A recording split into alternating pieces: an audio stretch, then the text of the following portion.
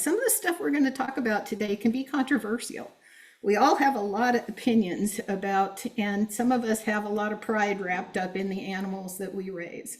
And so some of this might be kind of a paradigm challenge. If we can't be profitable, we can't continue as land stewards. In order to be able to be successful, our livestock have to fit into our management system, our human family, the way we want to do things.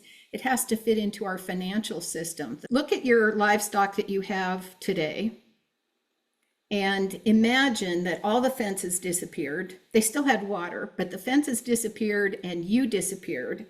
You could only go in once a year and harvest whatever was still alive. I just realized that the lowest, the lowest input, highest return ruminants that are out here are the ones that I can go out, get a hunting license, and then put them in my freezer.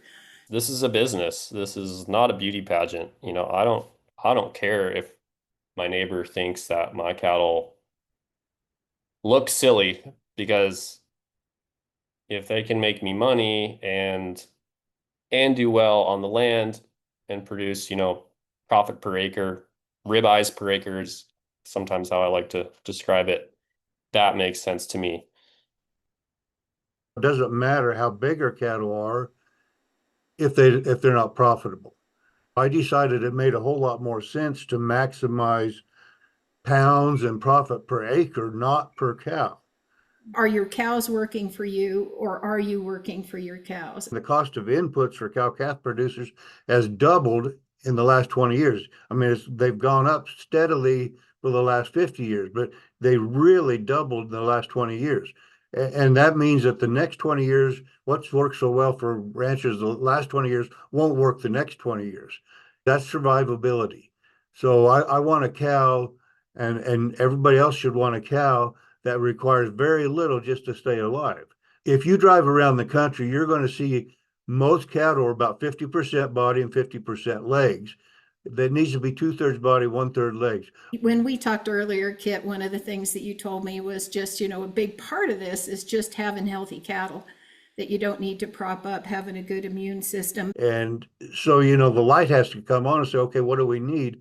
Nobody else in the world is even thinking about it, but fly resistance is huge in this business. We now have several herds that have a fourth of the flies of everybody else around.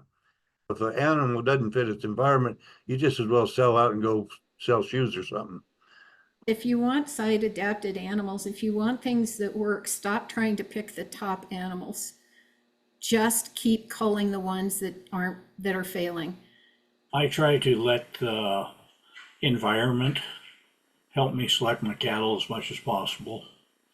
That this is where they're living. This is, if you can find cattle that are happy in your environment, those are the ones you should select. I look at some of the drought years as opportunities to see who my good animals are. Fleshing ability is more a function of low maintenance requirements than anything else. Low maintenance cattle meet their survival needs, and then they go on to put on fat, and then they can reproduce. I've heard some folks around here say, oh, Corianis can survive off of rocks. And that may be true. I thought the meat was incredible. A lot of people say, oh, Corianis taste like crap. That is just not true. The easiest money you'll ever make is the money you don't spend. When Ben Franklin said a penny saved is a penny earned, he meant it.